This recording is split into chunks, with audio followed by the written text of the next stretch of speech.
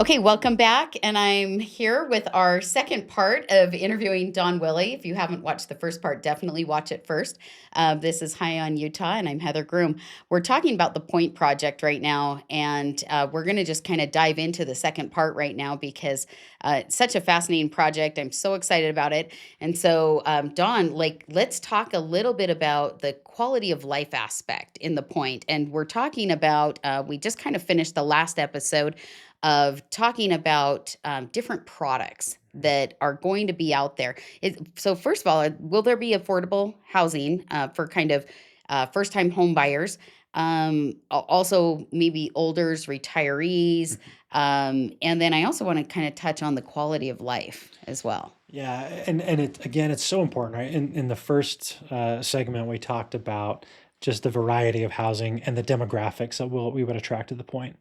And we recognize that early in your career, money's tight, right? Right. Your budget is tight, and later in life, you're more conscious about how much money you have Well, left and to then later spend. in life, you're like, hey, I've hit a point where now, if my kids watch this, they're going to be like, I kind of came to this point where I was like, you know what? Maybe my kids don't need to like inherit as much. Maybe I just need to have some fun, you Let know? them, So let them earn their own money, right? I was like, okay, forget about them, you know? But yeah, so kind of going back to that, but like you're saying, there's kind of this affordable aspect, right? Yeah, Young professionals, maybe just getting out of right, college. right. And typically we've been building a very, similar product is what I'm going to call it Mhm. because it's kind of like I get these young professionals, they call me and they're like, okay, do I get a townhome or a condo, and is it 3, 2.5, or 3, 2? Yeah, It's like it even looks pretty similar. yep. We've had kind of the same floor plans, the same type of developments. Not that they're bad, they're great. I mean, it's what it is, and you move in and gain some equity and just kind of start that process in your life. But it sounds like there will be some other types of products as well. Yeah, and really, as we think of phase one, so let's talk specifically about what's on phase one, and then we'll talk beyond that and the vision for it. But in phase one, this is all for lease, for rent property. Okay, so uh, this will there be so anything to purchase not in in phase not one? in phase one, Really? not in phase Okay. one. So and the intent behind that is so we have contracted on a long-term ground lease with our private developers, right? So the state retains ownership of the land, but we are doing a long-term Hmm. ground lease, so 99 years with our development partners. And so it will only be multifamily in phase one. And so that's intentional, Will right? that be affordable? Also, a little bit more like at a kind of a lower price point, So the or the contractual obligation, and we okay. signed a development agreement with the partners. The contractual obligation is 12.5% of the total unit count will be Hmm. affordable. And that breaks down between 60 and 80% of area median income, right? AMI. Okay. Hmm. So some of it would be more workforce housing, right? And so we always say, like, if you're working in, the hospitality industry on the Hmm. site, your wages, you may not be making, you know, Right. 150K a year, right? Right. But you should still be able to afford a unit on the property, right?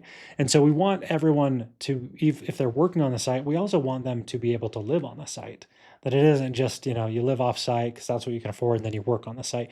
We Right. want you to be able to live and work and play on the site. Hmm. And so we'll have those units at 60 and 80% of AMI, so on that scale, and then the rest, of course, just at market, right? Okay. And it's important, right? Was we talk about the point because we've had some criticism about, well, just make everything affordable, right? This is state-owned land, so just make this an affordable property.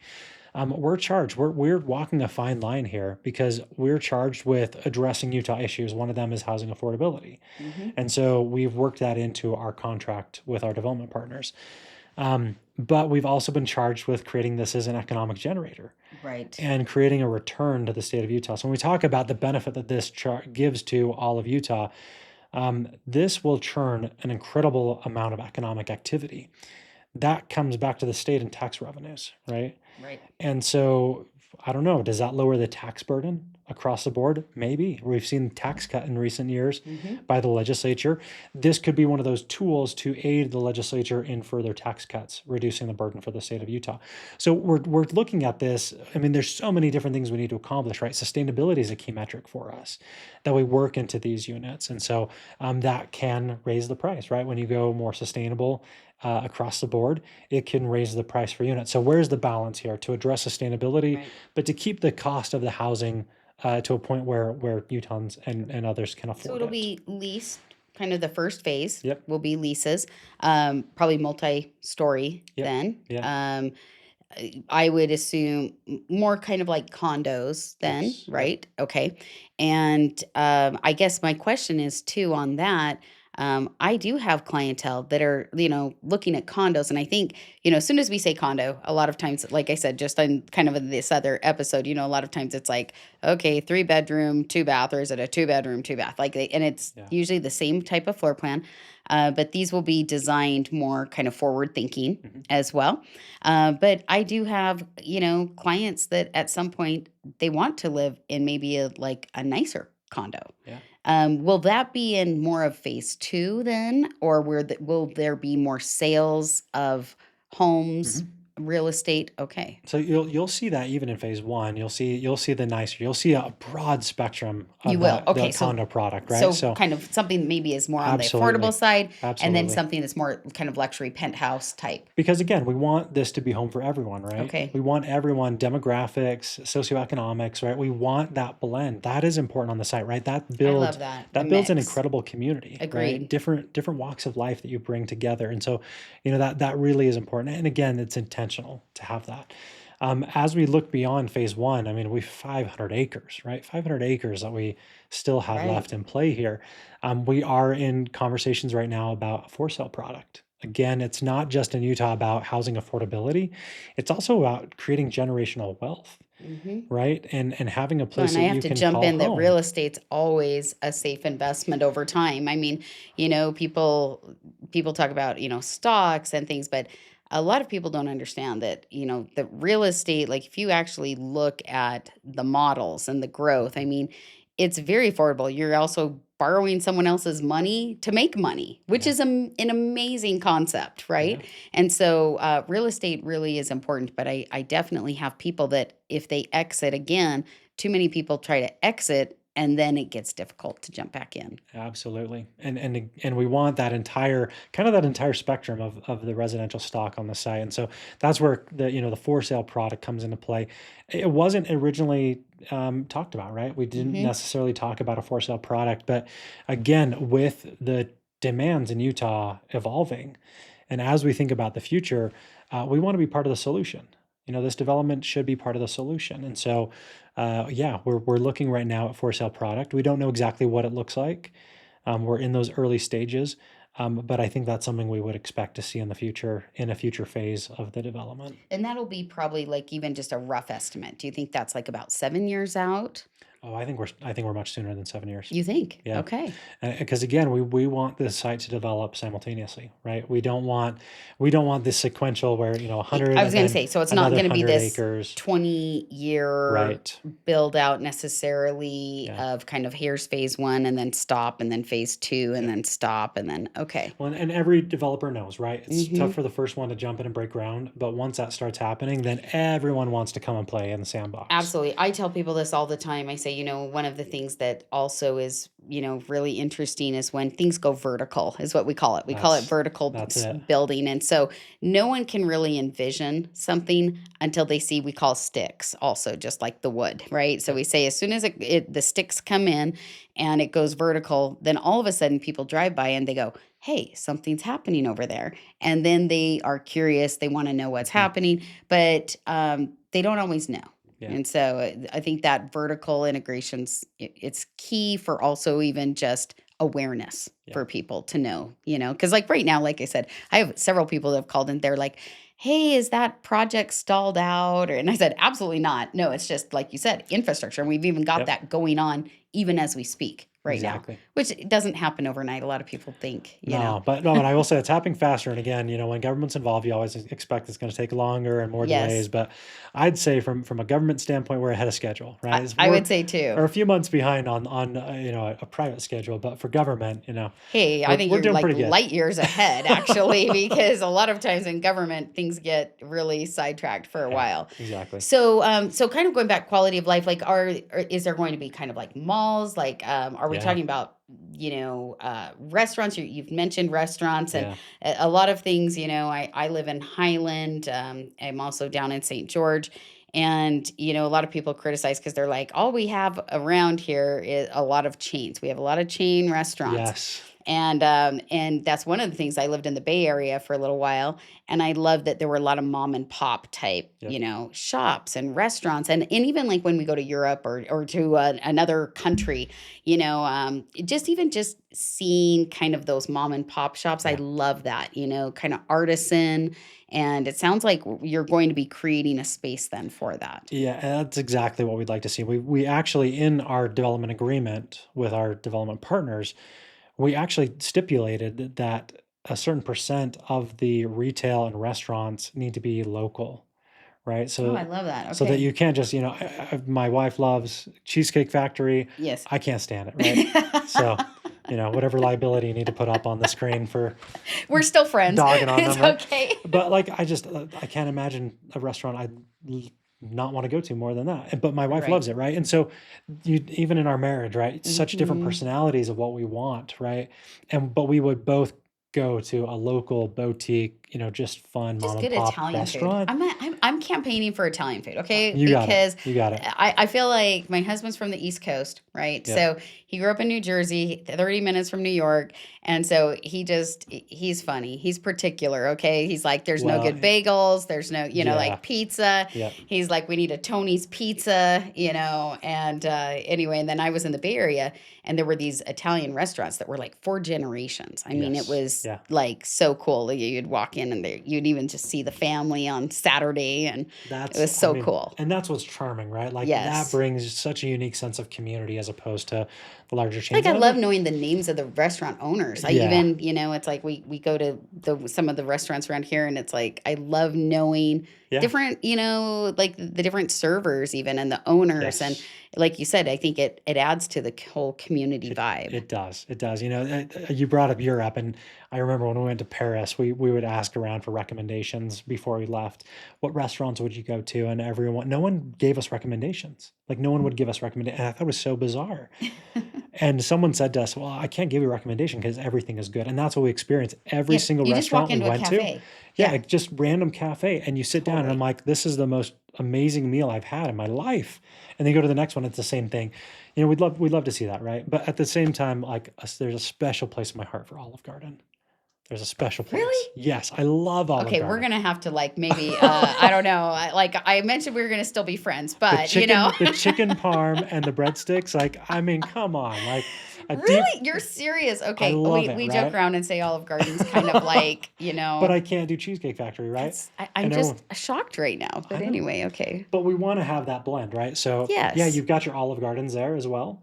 And you've got your fun and boutique, you've got your multi-generation family yeah, restaurants. So exactly. we want to see that blend. And the same thing for retail and shopping, right? So that promenade really is going to be the mall, right? When you think about it. So And then when you say the promenade, is it going to be kind of a multi-story, almost like yes, mall? And so there will be like food, like in a yes. food court even area? Or Maybe more of these urban food courts that we're seeing pop up, right? yes, Not a traditional mall food court, right. but more urban, like a food hall. I could Yes, see that's what I was that. gonna say, I could because see there's that some of those coming. like in Vegas, or there's, different areas where Yeah, kind of these different restaurants maybe on yeah. each floor. Well, and yeah, so you'll see like the first story of the entire promenade that'll be retail and restaurants, right? So that first story, then you'll have office and Okay. residential above it. And again, that will span, it's mixed throughout the entirety of the promenade. But we've made the sidewalks wider so that restaurants can I'm open so and glad you spill said out, that. I'm right? so glad you We said want that. space Okay. for restaurants to open and spill out. So you've got indoor, outdoor dining. It's a little bit of a challenge given our seasonality here in Utah, but we want that. I mean, I love Washington, D.C. has a special place in our Yes. hearts, right? Yes. but I look at, Alexandria, Old Town I was Alexandria, thinking that, well, but even as we're and talking, I was thinking of Georgetown. Georgetown and Yeah. Alexandria. And Exactly. you want that Because they don't fun. have the space. No, And so that's why it's good to go and kind of study those different areas, exactly. because kind of looking at what do they do. And I think even more people, I think traditionally in Utah, we've been more indoors, a little Yeah. bit isolationist. I mean, and I'm not, I don't mean that in any, terrible, context, but I think a lot of people, we built these bigger homes. We said, okay, we need an exercise room down here. We need a, movie. We need all these places. But as things are evolving now, Hmm. people are starting to say, do I really? Yeah. And do I really want to maintain it? There's a cost to maintain it. There's Yeah. a cost to doing things. And you look at, over in Europe, I think of like, we have a lot of friends from Norway and, there and Denmark. Denmark holds a special place in my heart. My aunt was the US ambassador there, and a lot of my family comes from there. And, they have what I call their lagoon is Tivoli, it's kind of like, and they have this little outdoor area, and, they still go out there and it's snowing. They don't just shut everything down when it snows. It's like, I think and I will admit I'm a bit of a wimp because I am from California and Arizona. And so, but I am learning. It's like I once had this bus driver. I have to just throw this in. It was funny. It was in, I don't remember, Scotland. And he said, there's no such thing as bad weather, just bad clothing. And that like really hit me because I was Yeah. like, you know what? I really don't have good weather clothes. But if you go and you talk to the like, our Norwegian friends, I mean, they are geared up Oh for the yeah. cold, but they will Oh yeah. go out. They go outside year round. I mean, Yeah. they are like, doing cross country skiing. They're doing, and not just that, but just the restaurants are even Hmm. open. They put little heaters out. Yes. Yeah. You They adapt. You have adapt to it. maybe like cool outdoor spaces that I call it pseudo outdoor, where it's kind of like a little kind of enclosed type Hmm. patio, but they don't let the weather stop them. And I think that we're starting to come into that a little We bit are. more too, where we're not just saying, now there are days where actually, yes, the weather does shut things down. But I think overall, we don't need a season where we shut things down for 6 months. Yeah. Because Utah, yeah, we do get snow. I Hmm. mean, it's just a thing. But I think there's still outdoor living with And that. we have mild winters, right? I mean, this last winter was Yes. an extremely mild winter, and there were many days where Even in outdoor dining October, would have been okay. people were like eating outside. I remember eating in Yeah. late October this year, Yeah. which was Absolutely. really wild, Yeah, so we want to see that spillover effect that happens. And in the middle, so you have, think of it as street, but we've got two one ways. And then in the middle is a wide green space. And it'll be Mm. dotted with seating and with cafes and standing, shopping units, right? So you'll see, the retail and restaurants incorporated throughout. That is going to be kind of the heart, right? Like you have all of that located in one spot, and you can live on top I of it love if that. that's your jive, Hmm. or if you want to live across the street, you'll have that option, or if you want to live, half a mile away but still have the proximity to that. And I'm voting for like some food trucks and things that are fun as well. Because, and just those like kiosks, like when you Plenty of go to these opportunities. little like countries and they're, making like a little crepe stand Yeah. and you know what I mean? Like all Yep. of those things, because you don't necessarily need all like sit down Yeah. restaurants as Yeah. well. Like I just think of just the ease of, just getting some little things like that. The thought of a crepe and then going and sitting on a park bench and eating that, It sounds amazing like right now. that's dreamy, right? So Right. and that's what we see, in some of the renderings that we've shared, and these are public, but we have a larger park that which would be,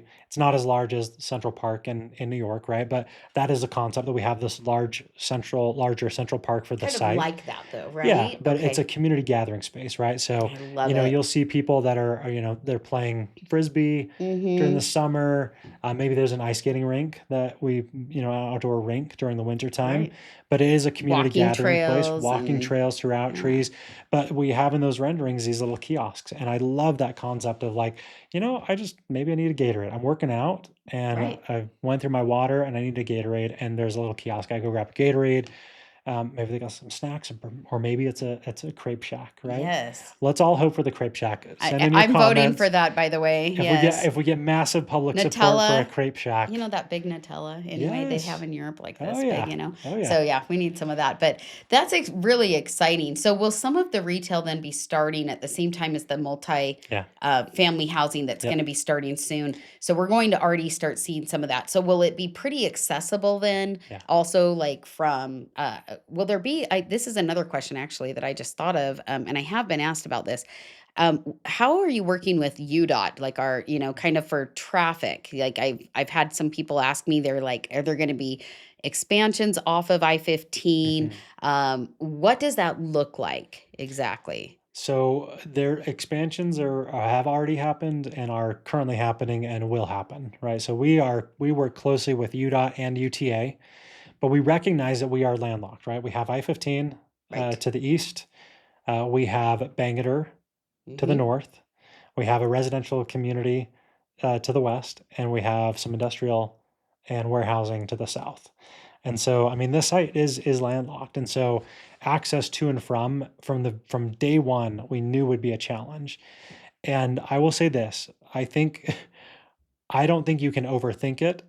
I think we've overthought it almost to the like we have put so much work into that alone, Just the traffic just the piece of it, traffic, which I because think is so important because so many times people yeah, it's an actually, afterthought. it's an afterthought. And then, Yeah. like, I actually was once in a meeting. I'm going to tell a story quick, but I was once in a meeting and somebody, and it was on a city council. I shall not say the names, but they basically said, we'll let them figure out the traffic. And they had tripled the density of a development, No. tripled the density it was from like 2,000 units, and then it went up to, actually, it was almost quadruple. It went up to 8,000. Wow. And they basically said, well, that's not our job. We'll let, UDOT or other people figure it out. And I was like, well, it kind of is your job, Yeah. actually, because like that still is something that is important because you're not going to have the success Nope. if it's not thought out well. Those shops can't thrive if Mhm. they do not have the access, because it's not just the people that are living there. It's also, like I'm thinking, how many times am I driving back from Salt Lake City downtown and I'm hungry?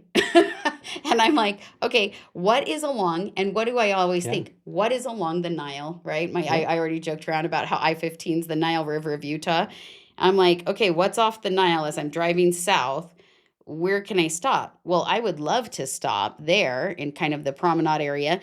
grab something quick, jump Yep. back on the road if I've got to get back to Highland or wherever Yep. I'm headed, but that traffic piece, it sounds like, has been then very well thought Very out. well thought, and it'll be phased in over time, right? So we've had conversations of, oh well, you got to do this, a new on ramp, off ramp. You need to do some overpasses. It will come over time, right? Like we will accommodate as the density increases, as the population grows on site. It doesn't make sense to build an overpass right now Right. for 1,000 residents. No. When we hit 10,000 residents, that's a different story, right? Hmm. And so but we're projecting, right? We have modeling out to And you're 2050 working and hand in beyond, hand. I mean, you're talking hand to in hand. Yep, UTA, hand in hand. UDOT, Yep. you know. But our framework plan envisions several overpasses over I-15 for cars and pedestrians to get Ooh, okay, between that's key Draper, too. So there will be pulls you out. something like Yep, it also pulls. pedestrians. Yeah, and Good. it pulls that traffic off of I-15, right? If someone doesn't have to go onto I-15 to then get off at the next exit through the Right. point, like we're giving these areas where we're alleviating the traffic, right? Bangor, we will connect Port Rockville Boulevard, and that will go directly to Bangor on Hmm. that 6 West Okay. entrance, and then Bangor will connect, or Port Rockville will connect to 146 South, and then that will continue, down to Lehigh, right? So, Hmm. so we're opening up a major new artery for I'd heard traffic. that was actually is Yep, that getting worked on soon that's then? happening right now. Okay, So that's as we because speak. That is what we broke ground for on December 17th was Port Rockville Boulevard, okay. and then all the ancillary roads and utilities with it. But that will be the main road that goes through the site. That's the artery. Okay. And so that will be, it's projected at 4 lanes. And 146 has already been widened. I know we've had a lot of conversations about what that looks like in the future and frustration about how it currently stands now. We'll retain the frontage roads just off of I-15. Those may be one way in the future, both on I've the wondered about that. east and Okay. west side of the Mm-hmm. freeway. That may change over time. But again, I want everyone to know that we have thought through this extensively and working. This is a multi-agency approach to it, and the intent is to be one step ahead of the curve here, right? To always be Mm-hmm. planning ahead for it as opposed to being reactive, because the success of the development, the stores, the restaurants, the residents, right? Right. Who wants to live in a place it takes you an hour once you get off the freeway? It takes you an hour to get to your home, right? Like no one wants to live there. But I think important to that, and really as we think not just about car and car traffic, but foot traffic to the site, right? So Well, people are we're wanting to walk more. I mean, so that's the thing. Like, or I would bike love that. Or bike. or Exactly. bike, and Yep. and we want to create this community that, if you don't want to have a car, you can totally live here and you could still work proximate to the site or even downtown Salt Lake. So for instance, we're building what we call the River to Range Trail system. And throughout the entire park, it's almost 18 miles we're talking about, or 18 acres in total. But it would be a park trail blend, right? So you have multiple types of Hmm. trails: a gravel trail, a paved trail. You've got workout equipment along the way, maybe some playgrounds I love that. You along the see that in way. different places. Like I've been to China Yes, and they have yes, these little workout parks that are so cool, and yeah, you can stop there and do some little chin-ups, and yep. and you see all ages at Uh, those parks as well. Absolutely. And we've had that. I mean, we had several of those in St. George. I mean, it's just Yes, part that's of true. building an active lifestyle community, Hmm. right? And so you'll see that along the entire River to Range Trail system, but it will connect to the Jordan River Trail on the west side of the property, and it'll connect over I-15 in a pedestrian bridge like we see it by UVU. Yes. So connecting across I-15, and that will connect to the Bonneville Shoreline Trail. It'll Hmm. connect to all the Corner Canyon trails in Draper. So So people could, just to be clear, they could go from the development and then go up to Corner Canyon. mhm. And okay, that's just so cool. Or you could, I mean, if you're a mountain biker, you could go up to the Bonneville Shoreline Trail and you could go over to the U of U campus and stay on Amazing. the same trail, that entire system. You just cross over I-15, hit the Bonneville shoreline, and commute in on your mountain bike. And you go, whether you're a doctor or a nurse or you Hmm. work at the hospital, Huntsman Cancer Institute up there, you could bike in every day if you wanted to. I mean, I biked to the Capitol when I was working in the governor's office. I loved biking in to the Capitol. Haven't done that for a little while, but That's but we so want we amazing. want that What about ability. like even connecting to the ski areas? Because I've also had some Yeah. questions about that. As far as is that also being Mhm. considered as well? Absolutely, absolutely. So we have a robust public transit plan for the site. We're actually getting a new front runner station that's already been I was going to ask that. it's been Okay. funded and programmed. We're working on design right now, and so that will be Perfect. something in the next, within the next 5 years, probably we'll see a new station on the site. Double tracking is happening right now, so the frequency of trains Hmm. will increase.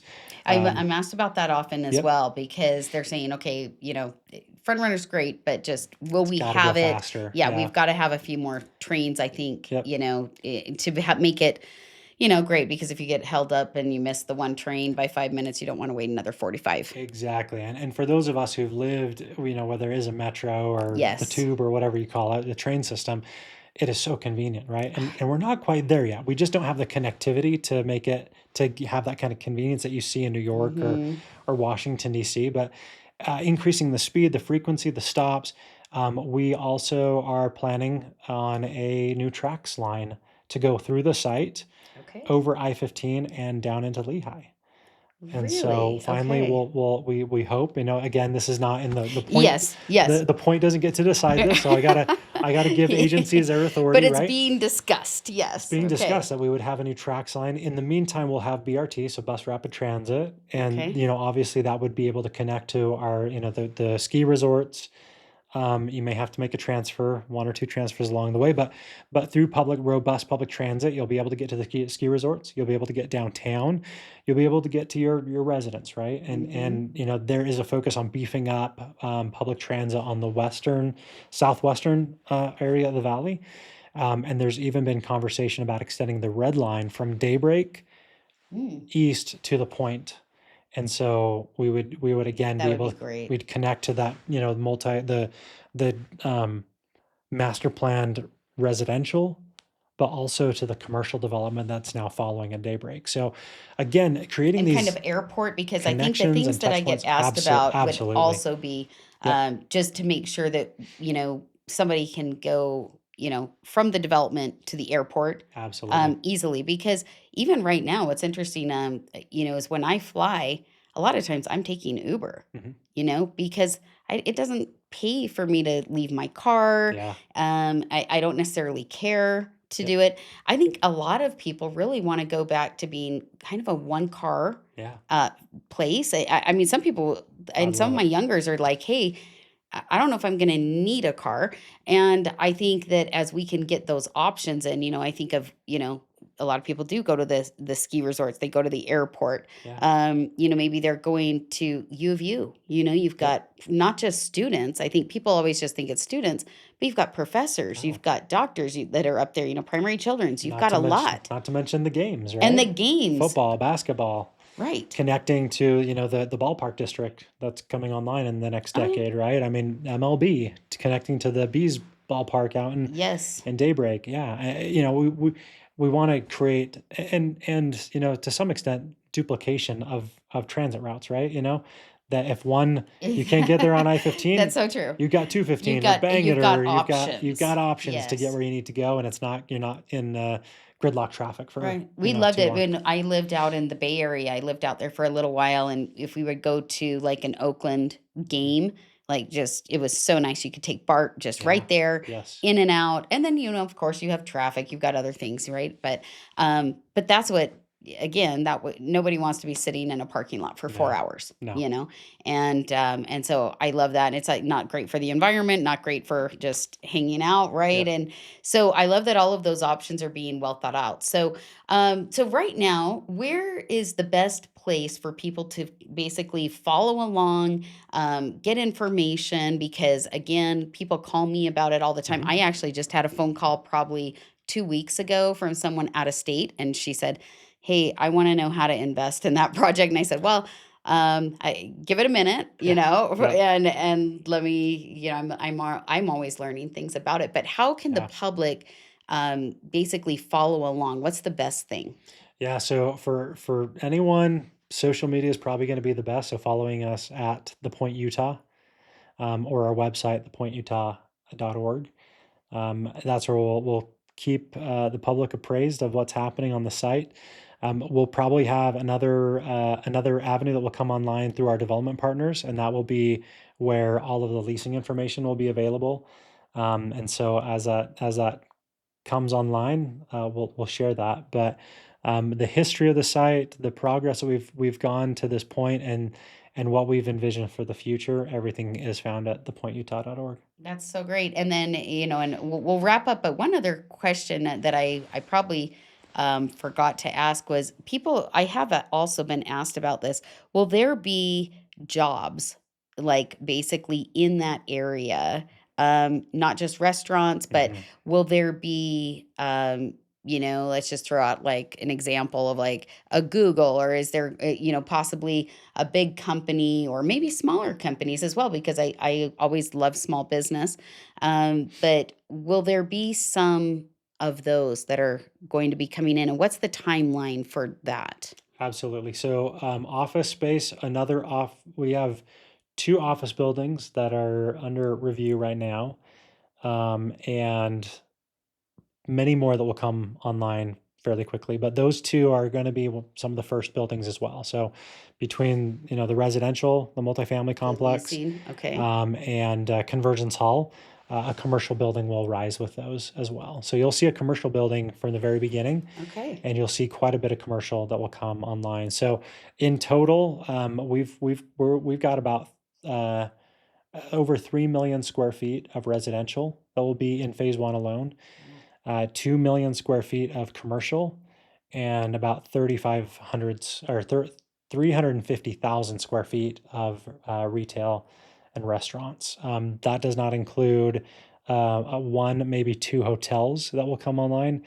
And then hopefully in the near future, we'll be talking more about an event venue as well, a larger I was going to ask event about venue. that. I've heard little buzzing about that, Yeah. but okay, so there could be. Well, the buzz is real, so we'll see what it turns out. Again, planning stages, but lifestyle is a critical component, and so we want to be able to host concerts and different venues. I mean, even down to graduation ceremonies for high schools or others. Um, that's so We important. want to be able to host all of that on the site. We feel like that's important to the quality of life and creating an environment where we all want to live, work, and play. I love it. Now I just want to go and move up there as well. So, is there any question? I always like to ask, is there any question I should have asked? Is there anything that, I've maybe missed that that you'd like to just share? I always like to talk about the who behind the point. Hmm. I think sometimes we get caught up in these big development projects and these big developers and they're out of touch or we want everyone to know, especially Utahns, to know that this was designed, developed, planned by Utahns and for Utahns. And so, recognizing that we have a board that is appointed, it's unpaid, right? These people are unpaid. There are even restrictions on their ability to own land or have a Interesting. I'm business glad you brought that up because proximate to the I've been site. asked about that. Yep. Okay, So so so they do have some criteria yeah, on that yeah. as well. And so Okay. there are some pretty clear boundaries to prevent a conflict of interest from happening. But we have legislators who sit on our board. We have private sector individuals. We have citizens who sit on our board, and they are the ones who have approved every step of this process. And so, I always want folks to know, this we've gone through extensive public input for this, but on another layer of that is you have elected officials who sit on this board, and they have to answer to their constituents too, right? And so, the who behind this board is important. Just to know that the point has been designed and developed by Utahns, and the intent is that this is for Utahns, for future generations, for Yeah. for our kids, our grandkids, not just for them to live, work, play there, but building an economy that supports the growth for Utah and invites prosperity and freedom and opportunity. And I love that you brought that up because so many times I've seen big projects that are maybe developed by, investors in Mhm. Malaysia or in other places, and they don't have that same background or understanding, or they Yeah. don't understand, what Utahns really want to see. Yes. And so I love that. And we're very fortunate. And as I mentioned in our first episode with Dawn, Dawn and I know each other because we both worked for Governor Herbert originally many years ago. And, I think that people don't realize how fortunate we are in Utah to have so many amazing elected officials. Obviously, nobody's perfect, but really, it's a state where people can be Yeah. involved. And your voice really does matter. Yes. There's ways to become involved, to even follow along. You don't get that in a lot of other states, and it's very unique. And so I love that you're out here. I'm so happy that you've been on my podcast, just to get that information out because in other states. It would be a it would be a different experience. Yeah. And I love that, you're already holding kind of these events, or I've seen them where, and on the website as well, where, people can read and follow along and feel like they belong. And I love that there's so many people that have an understanding of what, people want for the future. Yeah. And I think that's important because this isn't something that's being developed in another country or with just a group of investors that have no emotional connection. These are people that have lived here, Mhm. that live here currently, that they have family here for generations, maybe not, but they want to be here for the future and they want to build something that lasts. So thanks for coming today. And Thanks for I having think me. we're going to have you every so often, just coming in and maybe giving an update. But I love this, and this has been really valuable. So thank you so much for your time. And Thank you. Don's been an amazing friend and his family, and it's just been so fun. And I was so glad when I found out you were involved in this project. I said this project's going to be awesome because Don's over there, and Oh, so thank you. this is just a real treat. So thank you so much for coming Thank on, you. and thanks everyone for tuning in. And we'll see you again soon. Thanks.